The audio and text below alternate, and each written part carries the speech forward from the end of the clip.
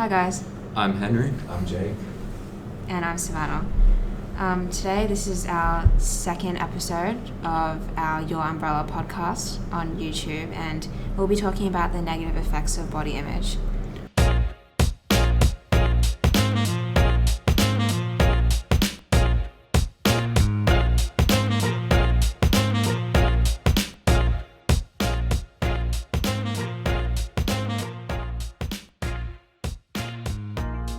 Just before you listen to this one, make sure you go and check out our first episode, which we uploaded on Monday. So if you just go to the channel, you should be able to find that.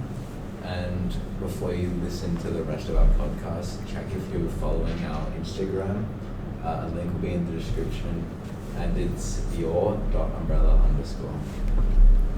Yeah, so the overview of today's episode is talking about eating disorders, how to kind of take away your mind from social media, and also a bit of body dysmorphia and like the effects of those as well, which is like mental health and mental instability. And kind of the results of that, the consequences. And we'll go into ways you can try, like, help yourself, like acceptance and Yeah. ways to begin. Yeah, so eating disorders, the main ones are anorexia and bulimia. If you don't know what they are, anorexia is basically when you don't want to eat because of like a fear of food or a fear of gaining calories, and that's really bad for your health because you're like taking away the nutrition from your body. I think anorexia is more prominent in women. It's like they try to eat less because they want to look like their favorite celebrity or something. Yeah. And they begin to develop a sort of food because of There's also different like stereotypes for men and women. So like men are meant to be more like fit, buff, and women are meant to be like skinny. Yeah. Well, that's like how it's portrayed in the media and stuff. Yeah. So Well, then, it's one of the most prominent eating disorders, especially in teens and women. So the National Institute of Mental Health said that about 1 in every 25 girls and women will have anorexia in their lifetime, which when you think about it, like that's like 1 in every, 25, that's like... that's like if you're in your Yeah, classroom at that's school, like that's one or two people would have it, and like that's crazy to think about because they're people that you know. So if you put everyone in the world into a classroom, there'd be someone in every room with anorexia at some point, which is... Yeah, the next most prominent one is bulimia, which is when you binge eat food because of stress or habit or something like that, and after purging it out because of guilt. Yeah, it's... you just like eat food and then vomit it. You eat food and then vomit it out, and this can cause a lot of problems for your body. And I believe it's you eat in one kind of Sitting. big go, yeah. So it's you eat an unhealthy amount at once, and then you purge that in an unhealthy way, which obviously will have an effect on you physically. Yeah. I mean, there are a lot of other eating disorders like binge eating and purging. And then also just like an unhealthy relationship with food. Like, it doesn't always have to be a doctor saying that you have this disorder. It's like, Just general guilt about eating. yeah, that's... See, like, if you like see something you want to eat, but then you just feel bad because you're like, oh, this is 700 calories. I shouldn't eat it. So it can be good sometimes to keep an eye on what you're eating, but it's also important to take a break from that. So it's not a constant focus in your life. So you can have ice cream once every week or two, and you don't have to feel guilty every time you eat it. Yeah, so we're talking about how to kind of step back from this negative mentality about your body, and which is like the main big one is taking a break from social media. Yeah, so I mean, like, the effects of social media, like, you don't actually notice them, like, they're in your subconscious, but pretty really large, like constantly surrounded, not actually surrounded, but on your phone, like surrounded by like other accounts and celebrities. Yeah, like anything you see on social media, like with a body, it like has an effect. And sometimes if you're looking at yourself in the mirror and you're like, it's negative, sometimes you don't really know if it's like because of yourself or if it's because of something else. I mean, the majority of the time it's probably because of social media and the very narrow selection of natural bodies. Yeah. So like my phone says that today I've spent 3 hours and 13 minutes on my phone, and 3 hours and 2 minutes of that has been on Instagram. So it's like, and the healthy amount is apparently 30 minutes every day, which is something that most people, especially our age in high school and university, they're gonna really struggle to hit that. Yeah, like I don't have screen time on because it just like depressed me, like how much screen time I had, but I'm sure mine would be pretty high. Yeah. The thing with like Instagram is that Instagram is my main mode of communication. Yeah. So if I'm talking to someone on Instagram, they don't like reply instantly. I kind of just like go on the explore page and it's like, so I don't really count Instagram because like it's kind of like a messages, but then when you take into account like the explore page, the reels, and that it is like consuming. Well, I've kind of like slowly migrated from messages and WhatsApp to Instagram. Yeah. Because it's something easier everyone and has. it's more, and it's something where Like it kind of keeps you entertained no matter what you're doing. like some messages are like only for Apple, like there's like messages, but like it's just like a lot of problems that come with it. But everyone has Instagram. But the issue is with some of the bigger social media or all social media platforms is that they're designed to keep you on them. So Instagram has an algorithm that'll, like the explore pages, that's literally what it is. Where it's just showing you posts that you'll like so you never run out. Yeah. TikTok as well, like the constant scrolling, like the short, quick videos that like keep us entertained for a bit, and like we kind of lose our high, so we scroll to the next one. And you're never gonna get to the end of it. No. Yeah. Because it's just so easy to follow pages. Like, I haven't gotten to the end of my Instagram feed in 2 years. To be honest, I've gotten to the end of a Reels before. I've gotten to the end of Reels. How far have you seen? I don't think there's supposed to be an end though, right? I think No, it might I think you just like go. refresh it, and Yeah. it would, which is another thing is that you can get to the end and then you can just get a whole new set. kind of set of Yeah. things which are kind Just of keep designed you for on that. you. to stay Just on like- it for yeah. hours and hours. So our next our next thing that you can do to like, or like recommend to your friends or just something if you do suffer from one of these disorders is to try to do a physical activity that you enjoy, even if it's just going to do a walk in the park. Yeah, physical activity, it's like, I know some people take it to the extreme, but like if that's you, just try to like tone it down, like go on a walk or a jog. And then if you don't do enough, like maybe try and do a bit more, because there is evidence that doing physical activity makes you feel happy and like it can boost your self-esteem. Like I felt that as well, and like I hate exercising, but like when I do the smallest bit of exercising, I feel good. Yeah, well, I feel like when you're playing a team sport, it can also connect you with other people, which is something which is quite good, because not only these aren't only for yourself, they can also be to help other people who are struggling with these kind of things.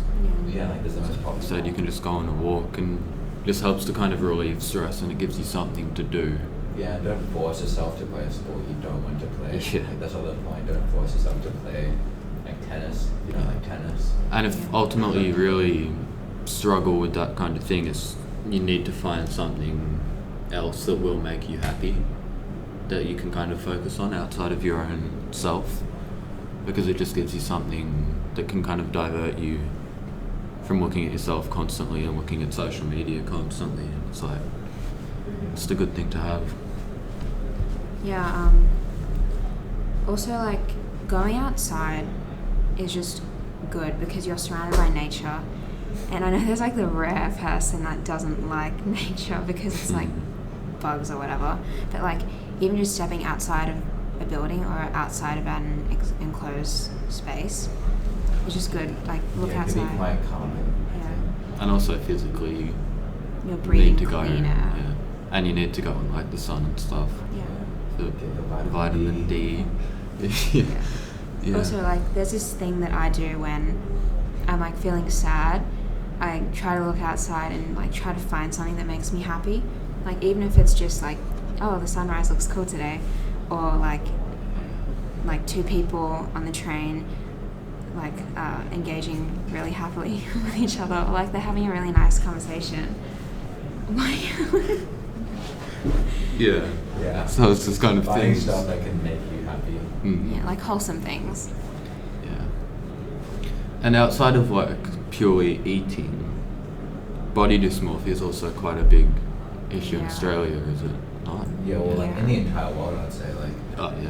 no matter where you go, especially in first world countries, there's a lot of, it's just like a lot of people suffer from body dysmorphia. Yeah. And it can be related to eating habits as well. Like they can be interlinked, Or Yeah. but it's not always about kind of weight or height or whatever. It can be just kind of natural it's usually things about like the smaller things, because like body dysmorphia is focusing on like the small flaws of your appearance Yeah. that other people generally wouldn't notice. it's like acne, things like that, where you kind of see it, but ultimately in the kind of speed of a normal day, no one else is Yeah. looking at you and saying, "Well, he's got bad acne today," or anything like Yeah. that. Like nobody So I really just think, notices that. like, Yeah. just looking at friends, I just think that like they're just I know you. Like, yeah, I don't think Yeah. that, wow, look at him, he's got terrible acne Yeah. today. Yeah, it's I think that people are also kind of scared about people being like fake. They think that in their head that, oh, they're so nice to me, but like, are they really thinking Yeah. about that? But like, I think unless someone's a con artist, like nobody really like, tries to be fake to people. and there's not much you can do apart from take it at face value, where it's like, if they're being nice to you, who are you Great. to say that they're not Yeah. kind yeah. of meaning it without actually having, unless you Reading hear that line. it, someone else has been told that or something. But ultimately, if someone's being nice to you, normally they're just they just nice like to you you. or they're a nice Yeah. person. So it's like Yeah. it's good to listen to other people, especially when they're being positive. Yeah. So an effect of like eating disorders is mental health and instability, which is like losing focus on other things in life, like homework or a possible relationship, family stuff. Your social life with friends. Yeah. It can affect how you communicate with other people because you're kind of preoccupied all the time. So just build up. Just don't do this at work, don't do that. It can build up slowly. Yeah. The domino effect. Yeah. And it can be time consuming where you're only focusing on yourself and then you lose the time to do work or go outside or do all these productive things, talk to other people. And then you start feeling more stressed and because all of these things are suddenly on top of you. So you'll have 5 assessments that you need to do within 2 weeks and you're kind of like, well, Yeah. that's my life now. Yeah. It's like, Yeah. that's all I have to do. Also, sometimes, like, when all these thoughts are eating at you, you can't really sleep. And, like, sleep is a big part of our lives, especially as teenagers when our bodies are still growing. We've got to get those hours of sleep.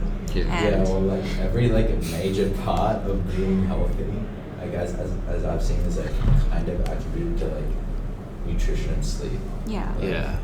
Like, So, like- sleep affects mood as well. Like, if you don't really get that many hours of sleep, you kind of feel, like, depressed. Yeah.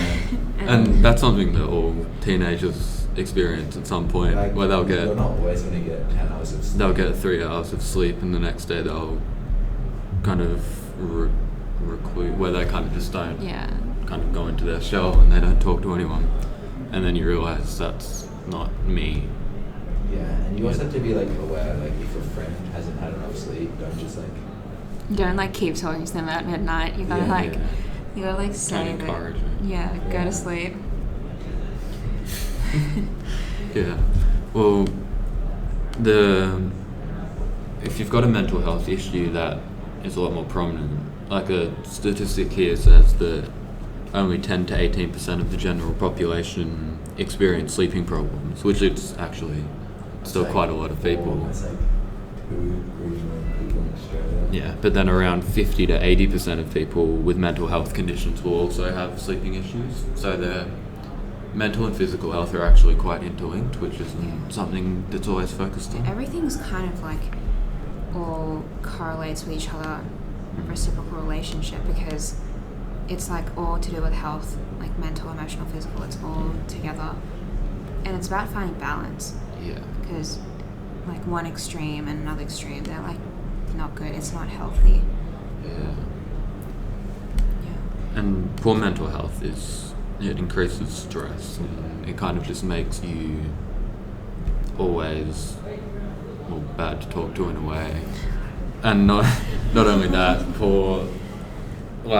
stress can lead to heart issues, strokes, things like that. Yeah. So other prominent physical issues. So Yeah. they are quite interlinked. Also, humans aren't meant to be nocturnal animals. Like, we're meant Yeah. to sleep at You're night. not meant to be honestly at 5 a.m.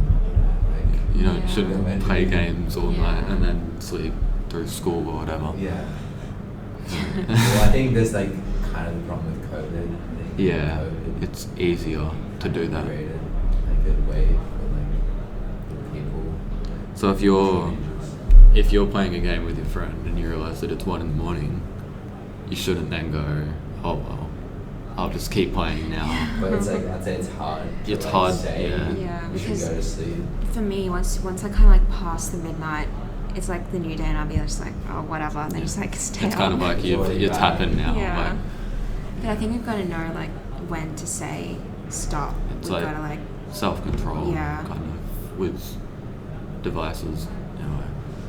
yeah. So that's our episode. Next time we'll be talking about like on-screen representation of bodies on TV shows and movies. So that'll be coming out on Sunday. It'll be on this YouTube channel, so At 5 p.m. at 5 p.m, so make sure you have notifications on and Yeah. subscribe and all that stuff. Yeah. And thanks for listening.